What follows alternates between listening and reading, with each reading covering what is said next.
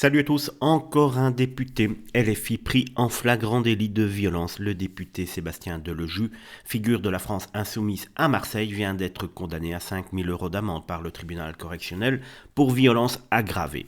L'affaire remonte à mars 2023, lorsque celui-ci s'est rendu devant le lycée Saint-Exupéry avec des militants CGT pour soutenir les élèves, bloquant l'établissement contre la réforme des retraites.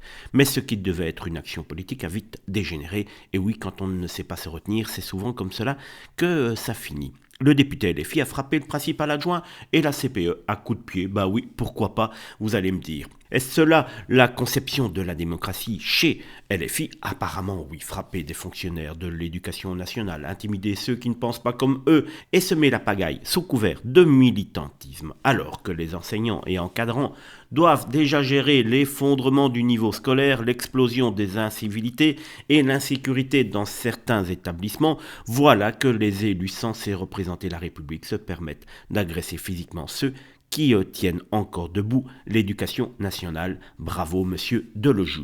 Un élu qui joue les voyous, c'est ça la politique de Mélenchon. Faut-il rappeler que LFI se présente comme un parti défendant les services publics?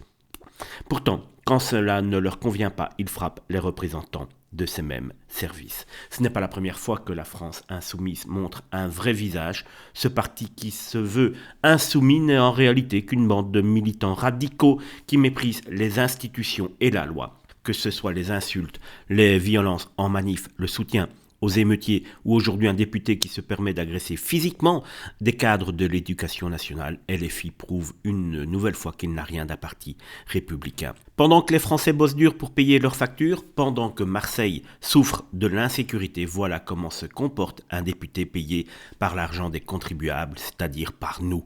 Et où sont les réactions indignées de Mélenchon et de la gauche morale? Silence radio. Un élu condamné pour violence aggravée devrait-il toujours siéger à l'Assemblée nationale? Une question que personne ne semble poser dans les médias traditionnels.